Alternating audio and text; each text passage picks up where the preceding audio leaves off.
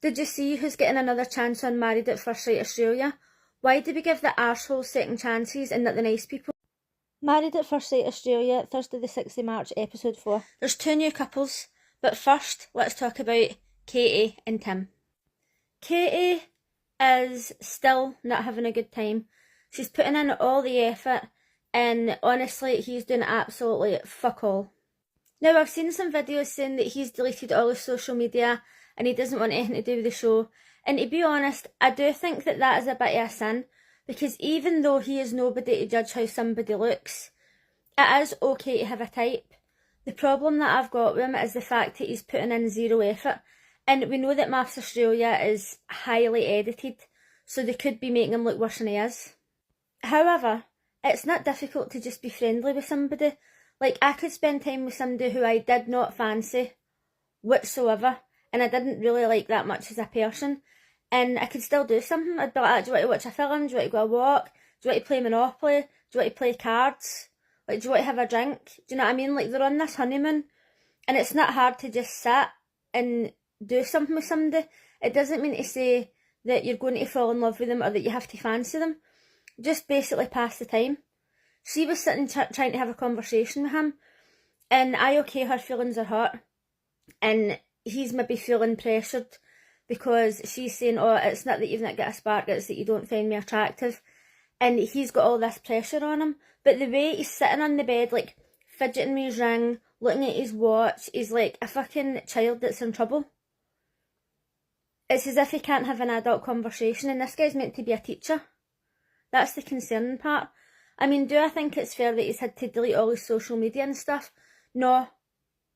Because overall, it's not as if I think he's a total dick. I just think it's hilarious that he is kind of acting as if she's got something wrong with her.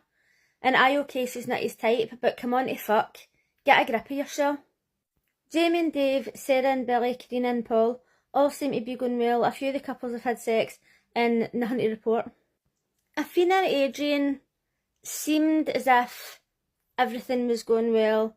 They had sex on their honeymoon, and they just seemed like such a good couple.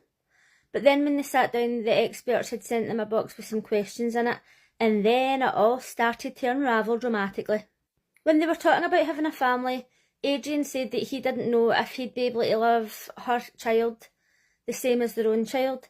And I get that he's just trying to be honest, but that doesn't make any sense to me, because as she said, she's got a family and they've got different mums and dads and they all love each other equally, and it genuinely shouldn't make a difference. As somebody who doesn't want children and has never wanted children, I don't understand his attitude, because when I was younger I was with a guy who really wanted kids, and I says, like, I'm willing to maybe adopt if you want, but I am not giving birth to a child. And he said, oh, I wouldn't love it the same. It has to be my own. And that made no sense to me, because I thought, surely if you love children and you bring a child into your life and you're looking after it as if it's your own, then you're going to love it. And I know that people say you've not got the same bond or whatever. It just doesn't make any sense to me. And again, as somebody who never wanted children, if I'm seeing somebody who's got a child and we ended up living together, then I would love that child as if it was my own. It really shouldn't make a difference. But at the same time, he is trying to be honest, so I can't really hate him for it, but I was just kind of thinking, fuck, grow up. I did have a problem though, when she was visibly upset, and he said, smile, it's free. Excuse me? We're having a serious conversation. We're talking about the most important thing in my life, and I'm obviously emotional, and you're saying, smile, it's free? Go and take a fuck to yourself. I'm not trying to be sexist here, but have you ever been in a situation where you're just at work and you're just getting on with your day, and somebody comes up and says, smile, it's free, or, oh, what's up with you, oh, smile, it might never happen. 99.9% of the time it's a man that says it. And I always think to myself, how do you know it's not going to happen? How do you know that my gran's not just died? How do you know that I've not just fucking lost my dog? You should never walk up to somebody and say, oh, smile, it might never happen. Fuck you. And also, don't say smile, it's free, when you're basically saying that you're going to reject my son and you don't think you're going to love him the same way as you're going to love your own fucking son. Fuck off. It's an actual shame because I think the two of them make a really good couple. And maybe he'll change his mind if they stay together through the experiment and he meets her son or whatever. But she might not even want him to meet him now. Do you know what I mean? It's a bit of a sticky situation. You don't just want to introduce your family to random men here and there. It's a hard one. Time for the new couples. Jake and Ashley. Oh my god. I love Jake and Ashley. The only thing that I was thinking negative about him was his hair's a bit of a mess. I wish he would brush it. And he was saying at the time, I'm having a bad hair day. Like, get a wee pair of straighteners. Not that I like long hair on a man anyway, but like, just get a wee pair of straighteners, put a wee bit of frizzies in, and you're good to go. I actually loved her dress, even though I don't like white dresses. This has been my favourite dress so far. The two of them are teachers, the two of them love kids, and it was so sad, like, when she was crying and she was saying, oh, my time's running out to have children. And it's such a shame because 34 isn't even old. So it must be so stressful to think, if I want a family, time is running out. I'm glad I never had to go through that whole fucking emotional rigmarole. Had I ever wanted kids, I wouldn't have had them until I was at least 34, because I just feel like having them any younger than that, I would have just thrown my whole youth away. Although I do understand that when people have them younger, they grow up and then like you can spend your older years having fun, but nah, that's not for me. These two are my favourite couple, I just love them. Ray and Jeff made me ask the same question. What is wrong with Australian men? Look at her. Why is she single? What the fuck is going on in Australia? I don't get it. She started walking down the aisle and I didn't like her dress. It didn't really fit right under the arms. It was like bending under there. The back bit, see like that flesh toned fabric?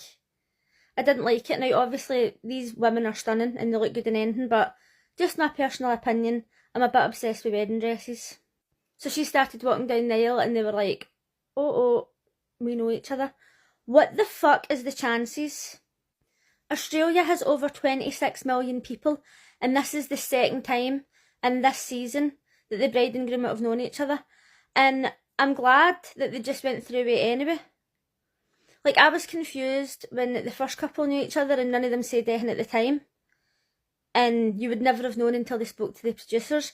But she actually stopped and they were like kind of laughing and stuff. And I thought, that's how I would have reacted.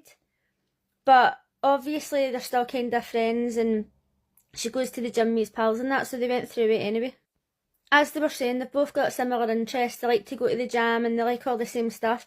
So I'm glad that they gave it a go because, as I've mentioned in other videos, people can be friends for decades and not feel anything, and then all of a sudden they just realise, well, maybe I do actually like that person. So it's highly possible that even though they've dated in the past and it didn't work out, that doesn't mean to say it's not going to work out this time. So then, did you see who they're giving a second chance? Lorne and Elliot? Are you fucking kidding me?